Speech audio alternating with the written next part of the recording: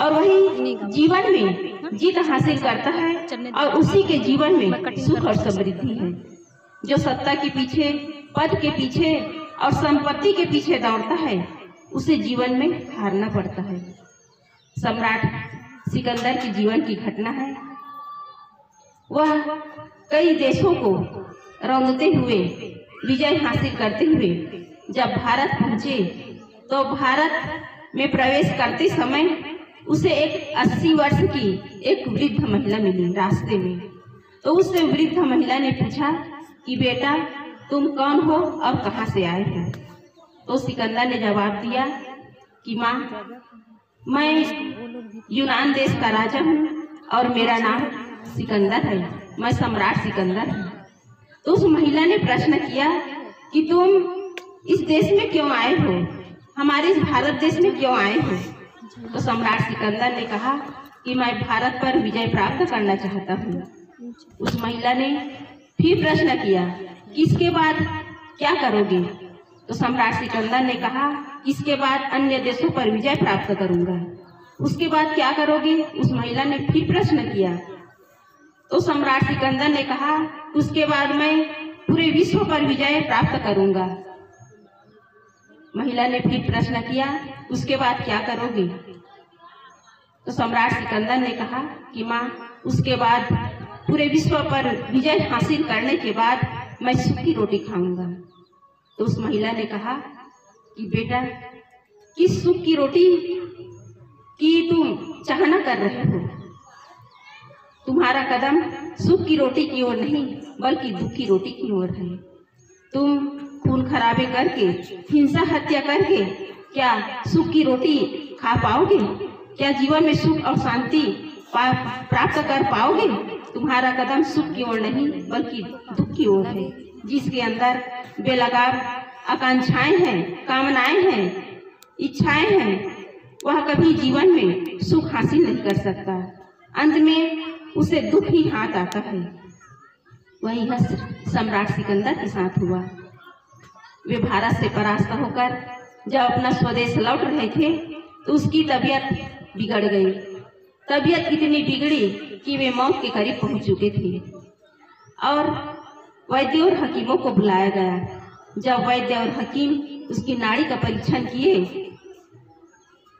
तो उन्होंने कहा कि सम्राट, आप बिल्कुल मौत के करीब हैं।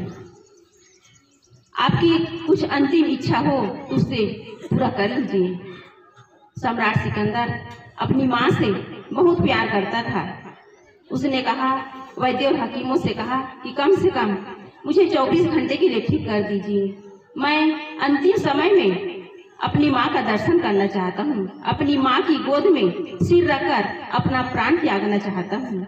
मुझे 24 घंटे के लिए ठीक कर दीजिए। आप लोगों को इतनी स्वर्ण मुद्राएं दूंगा कि आप लोगों को कमाना नहीं पड़ेगा।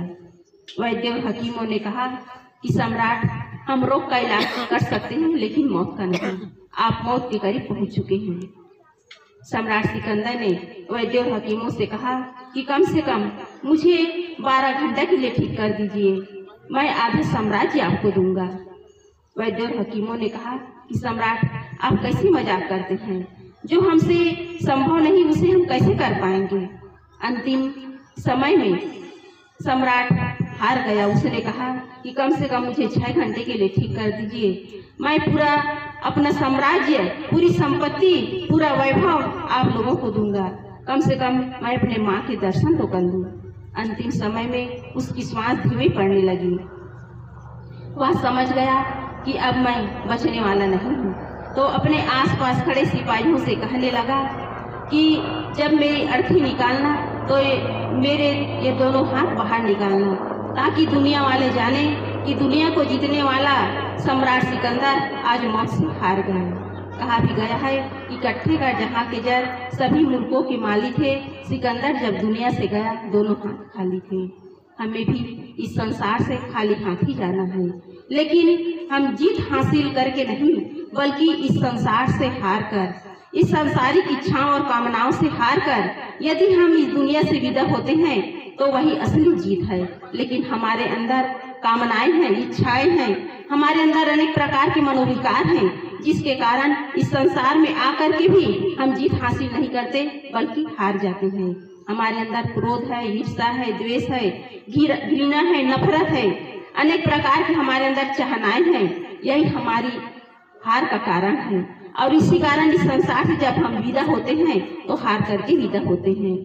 हम देखते हैं कि व्यवहारिक जीवन में कहीं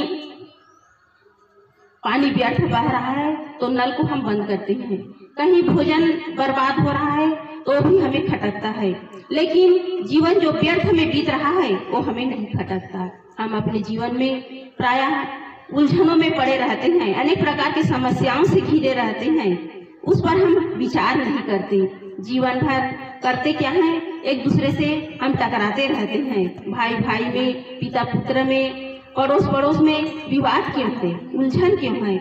इसका कारण केवल हमारा अहंकार, केवल हमारी स्वार्थ बुद्धि, जिसके कारण हम जीवन में सुख और शांति की तलाश में हम बाहर भटकते हैं और जो असली सुख और शांति अपने अंदर है उसे हम जान नहीं पाते। बाहर हम कितना ही भौतिक संसाधनों से, भौतिक वैभव से संपन्न हो जाए, जब तक हमारे अंदर संतोष नहीं, हमारे अंदर खुशी नहीं, हमारे अंदर दया करना और सहानुभूति का, संवेदना का भाव नहीं, बाहर की खुशी हमें मानसिक रूप से आत्मतृप्ति नहीं दे सकती। तो इसलिए हमें करना क्या है, हमें अपने जीवन को यदि सुख और शांति की ओर ले जाना है तो हम इन मनोविकारों को, अपने अंदर जो इच्छाएं और कामनाएं हैं उसे हम दूर करने का प्रयास करें, तभी हम अपने जीवन में सुख और शांति हासिल कर सकते हैं। लेकिन ऐसा होता नहीं है।